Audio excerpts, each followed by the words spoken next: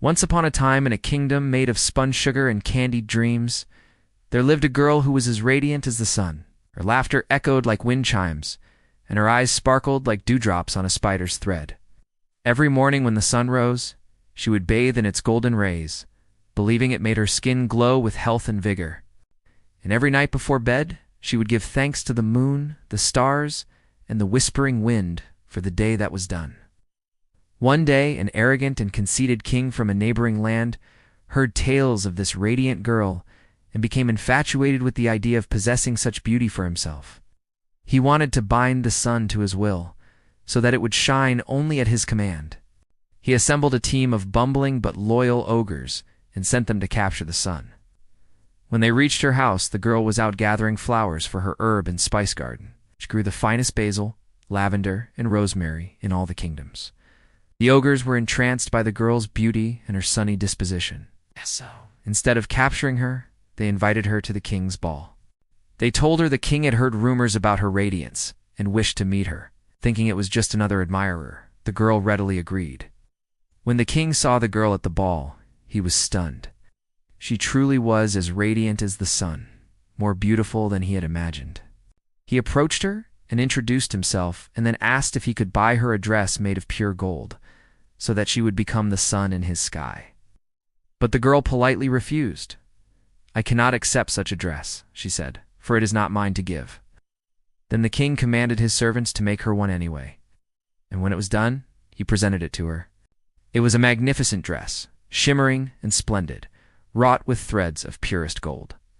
But as soon as she put it on, the room darkened, and a chill wind swept through the hall. The girl gasped. The dress was draining the very sunshine from the room, leaving behind a heavy, cloying darkness. The girl rushed to the window and looked out. The once vibrant sky was now a sickly gray, devoid of the sun's life-giving glow. People in the street below shivered in the sudden cold and clutched their children close. Horrified at what she had done, the girl raced back to the king. "You must take this dress off me," she cried. "I feel like I'm turning into a star, cold and dark and lifeless." The king, however, had fallen under the spell of the dress and would not listen. "No," he said, his voice echoing strangely in the dim light. "You will wear this dress and be my son." With that, he dragged her to a nearby tower, intending to lock her in and keep her there forever. But the girl was not one to be imprisoned. With nimble grace, she scaled the tower and escaped, running all the way home. When she reached her house, she threw the dress in the nearest tree, and it burst into flames, shooting sparks up into the darkening sky. With a deep breath, the girl watched as the flames died down, leaving behind only a faint wisp of smoke. Then she closed her eyes and gave thanks for the warmth of the sun on her skin, the soft glow of the moon in the sky, and the gentle touch of the wind on her face. As the first rays of sunlight peeked over the horizon, the girl stepped outside.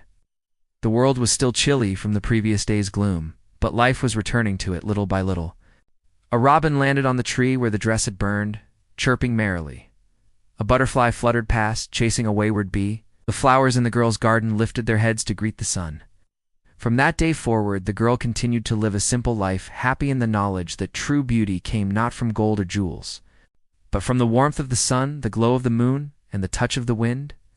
And whenever the people in the kingdom heard the sound of rustling leaves or the chirp of a happy bird, they knew that the girl, who once almost became the sun, was out spreading her joy and her radiance once more.